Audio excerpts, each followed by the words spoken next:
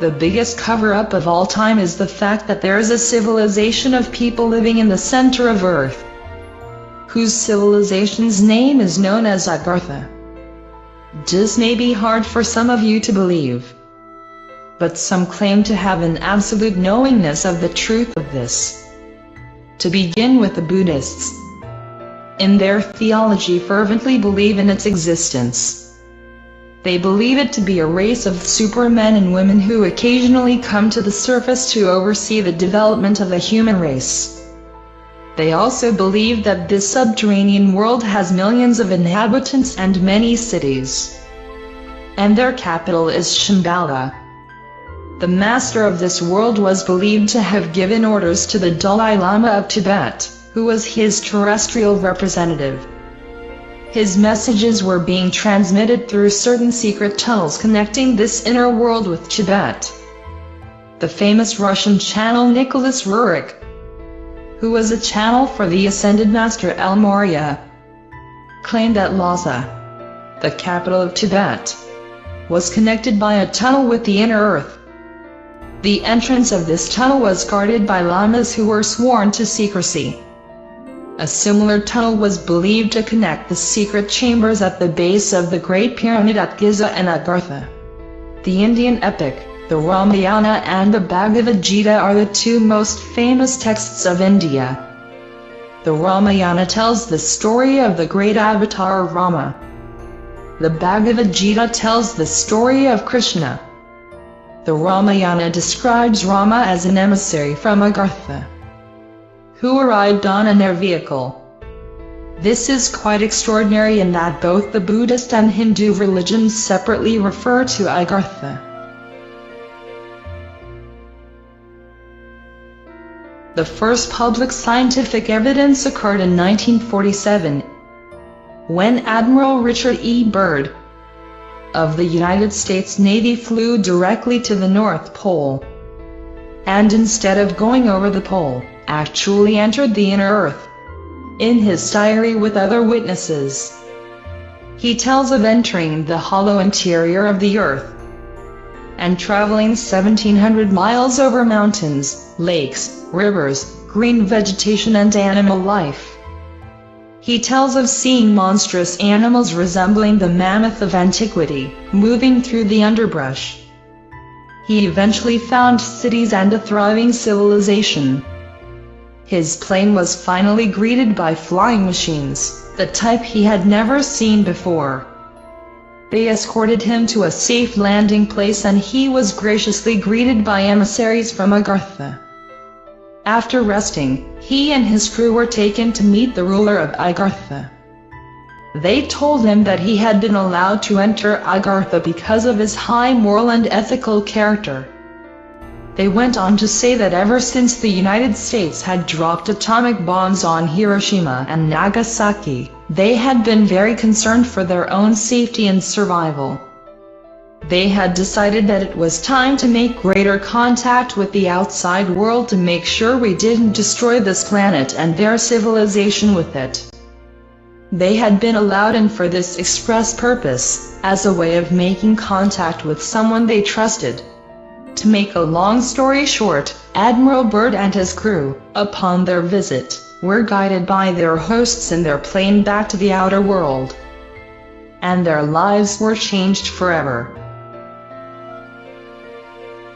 In January 1956, Admiral Byrd led another expedition to the Antarctic. In this expedition he and his crew penetrated for 2,300 miles into the center of Earth again. Admiral Byrd states that the North and South Pole are actually two of many openings to the center of Earth. This sure resembles Jules Verne's famous science fiction book, Journey to the Center of the Earth, which many of you may have read or watched the movie. Admiral Byrd also states inner Earth has an inner sun. Admiral Byrd's theory is that the poles of the Earth are convex, rather than concave. Ships and planes can actually fly or drive right in. The American press announced Admiral Byrd's discovery. However, it was immediately suppressed by our good friends, the secret government. Ray Palmer, the editor of Flying Saucer magazine, did a detailed story on Admiral Byrd's discoveries. The United States government either bought, stole or destroyed almost every copy, and then destroyed the plates at the printing press. According to rumors, the exact same thing happened in respect to an article done on Admiral Byrd's discovery by the National Geographic. The magazine was released and the US government gobbled up almost every issue. If the story wasn't true, how come the government was so uptight? Another interesting fact is that the United States government does not let planes fly over the poles. All flights are directed to go around the poles, and any airline pilot flying in these areas will tell you this.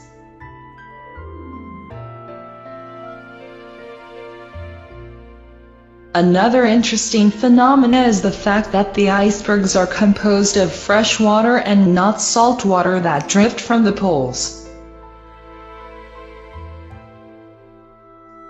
Another interesting question is why it is warmer nearer the poles than it is 600 to 1,000 miles away from it.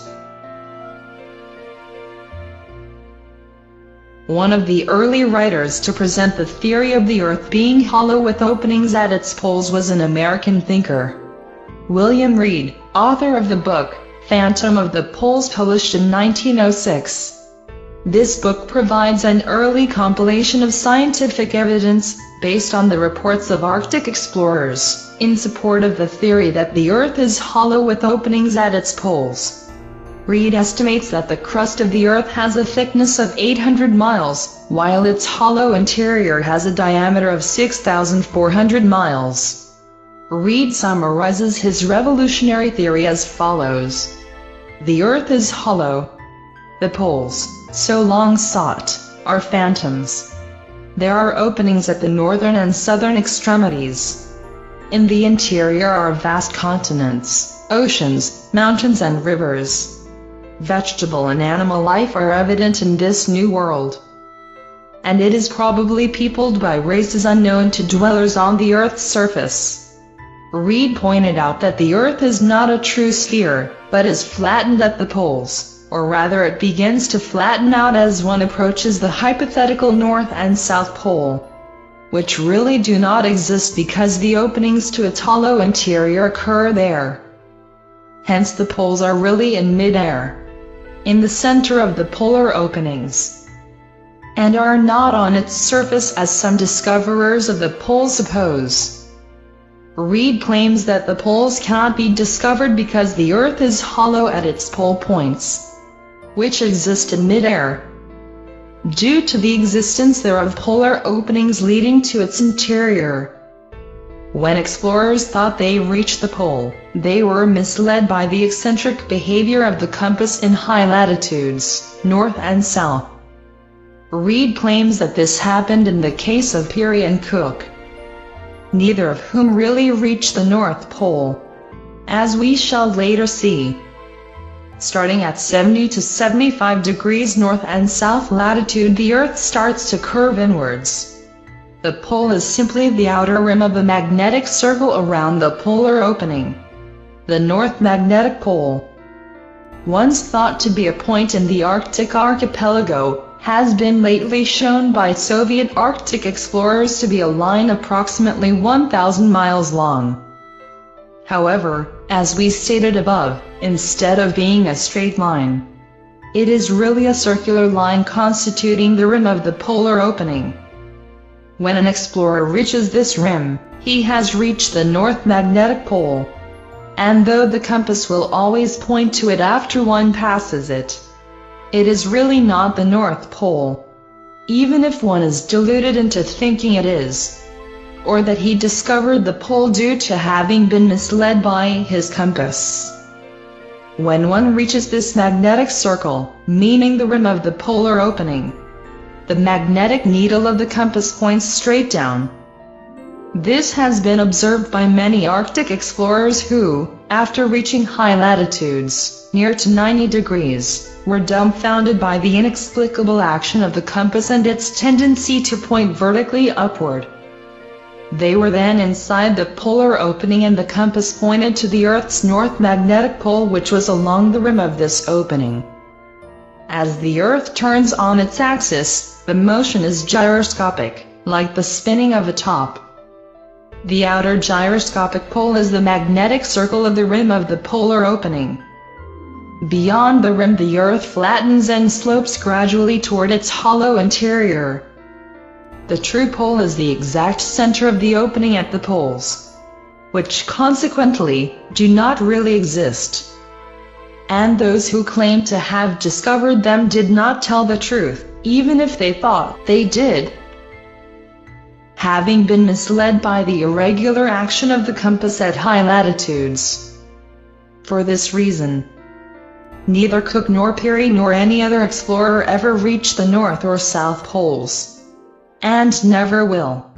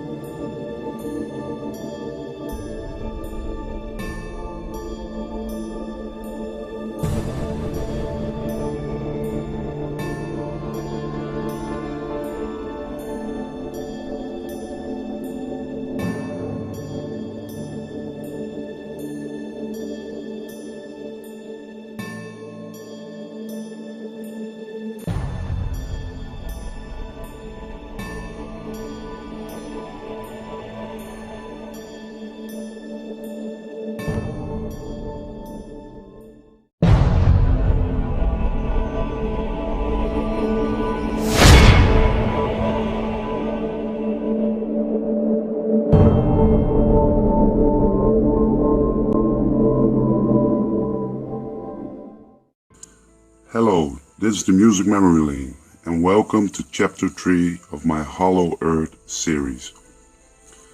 Well, I thought a lot about how to present my third Hollow Earth video, and I figured the robot voice needed a break. So in this video, I do all the talking. Well, in part 2, I told you about an alleged UFO crash in Freiburg, Germany. Although there's almost no evidence to back this up, I strongly believe something or someone was helping the Germans to become the most advanced nation on this planet during the Second World War. You have to realize that Hitler's inner circle was teeming with individuals that were obsessed with the occult and the paranormal. People like Rudolf Hess and Hitler himself were convinced that a race of superhumans escaped the surface of our planet during a cataclysmic event, perhaps an event that resembled the biblical giant flood. Secret societies like the Thule and Frill Society were absolutely obsessed in obtaining occult artifacts, like the Holy Grail, the Ark of the Covenant, and the Spear of Destiny. The Spear of Destiny was one of those artifacts they did manage to obtain. It has been said that those who own the Spear of Destiny will become undefeatable. So it's not hard to understand why the Germans were so desperate to find these items.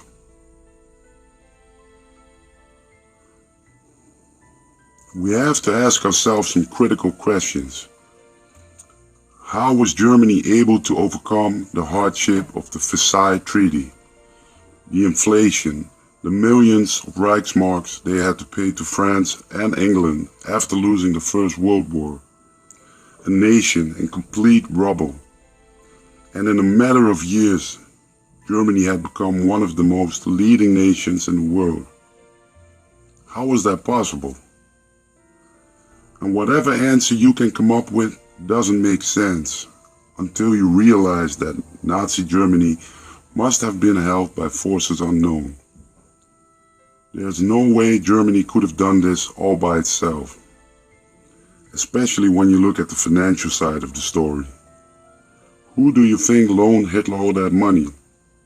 Do your own research and find out.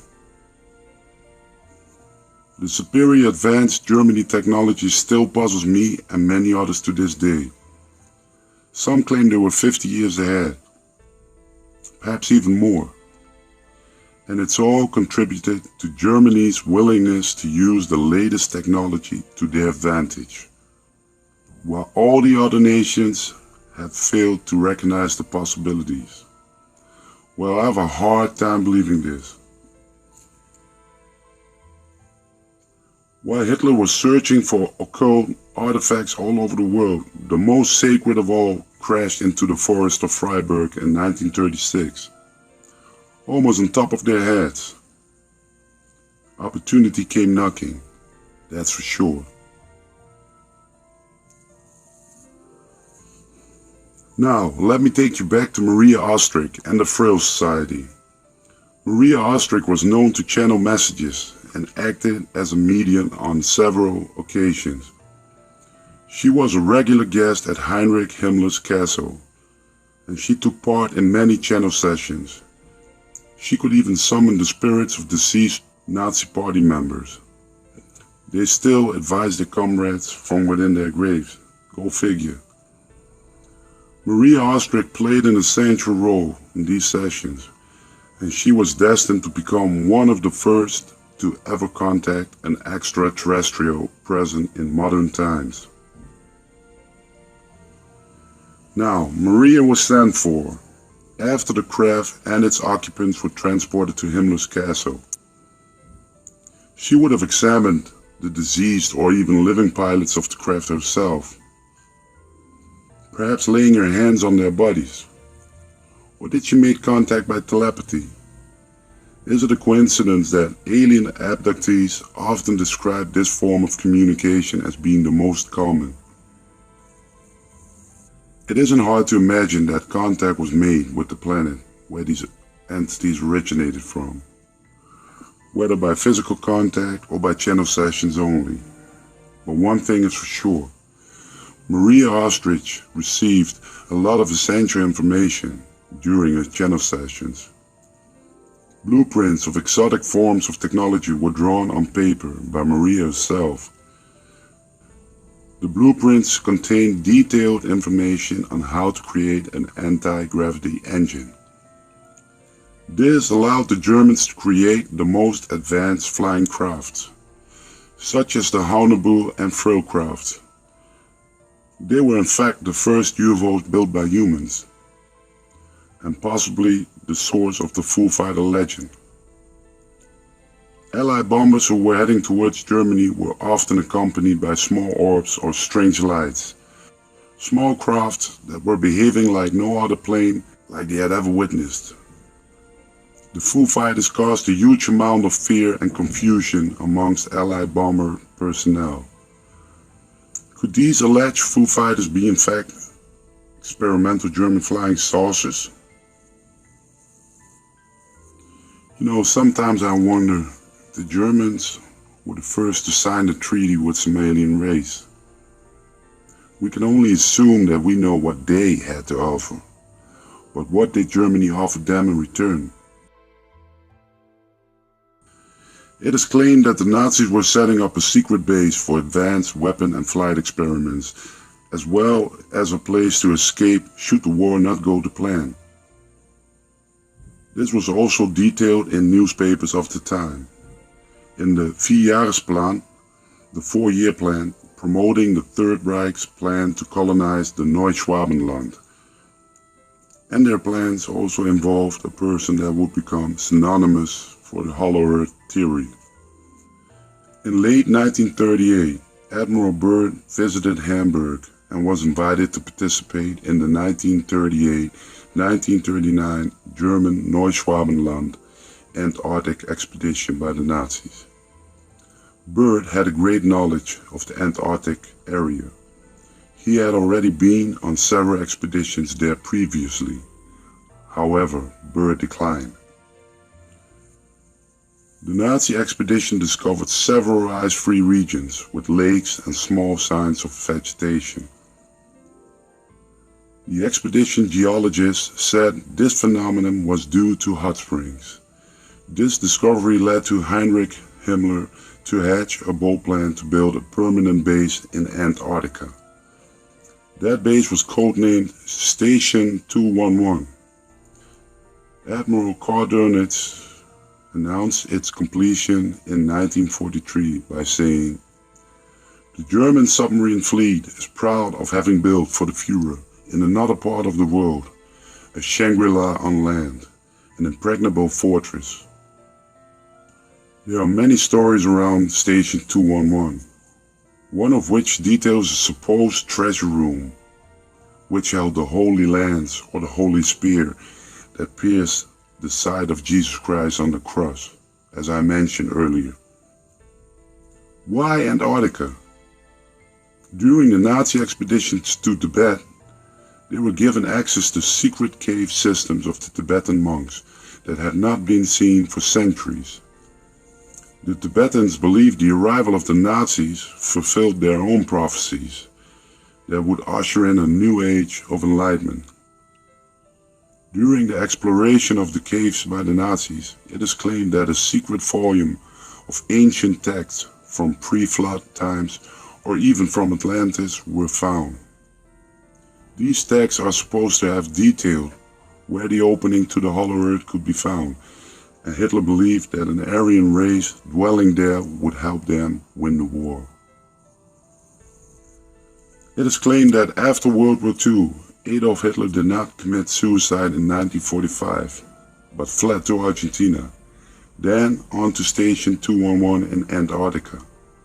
Numerous Nazi submarines went missing after World War II, and it's supposed that these were used to transport Hitler and others. 2 submarines surfaced in Argentina 3 months after the war. They were captured by the Allies and interrogated by the Secret Service.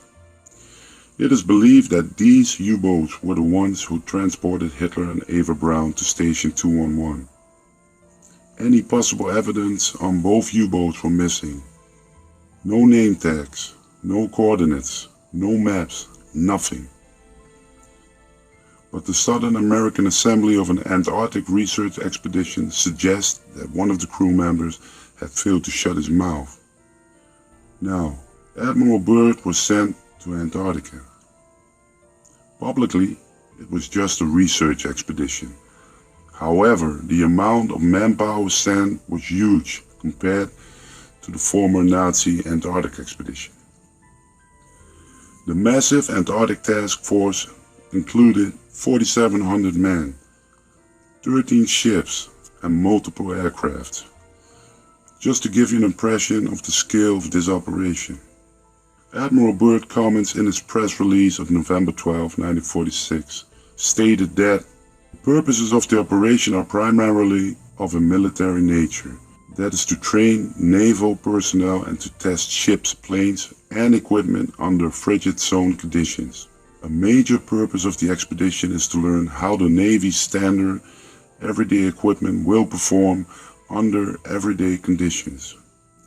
Operation High Jump was designed to last 8 months. However, they returned after 2 weeks, losing many heavy equipment and planes. And now we have to wonder, was Operation High Jump a cover to finish off Hitler? With the amount of manpower sent, it could be the case.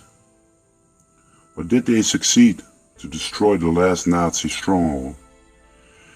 Judging by their early departure, I have a feeling they failed to wipe out the remaining Germans. On the way back from his disastrous mission, Byrd gave an interview to a prestigious newspaper in Chile on March 5, 1947. The article states, Admiral Byrd declared today that it was imperative for the United States to initiate defense measures against the possible invasion of the country by hostile aircraft operating from the polar regions. As regards the recently terminated expedition, Byrd said that the most important result of the observations and discoveries made is the current potential effect which they will have on the security of the United States. Well, this of course is the censored version. Others claim Byrd had actually warned the United States government for an enemy that was able to fly from pole to pole in several minutes. And the most bizarre rumor I ever heard is when Admiral Byrd returned home, he was invited by the president himself. The president wanted to hear what happened to Byrd and his Navy fleet. Well, Admiral Byrd allegedly begged and pleaded the president to nuke the hell out of the polar region. He urged the president to drop several nuclear bombs on the alleged Nazi fortress. According to many deathbed confessions by expedition members, the fleet was approaching the entrance of Base 211. All of a sudden, a fleet of UFO-type crafts emerged from the icy waters and attacked the fleet with fierce aggression.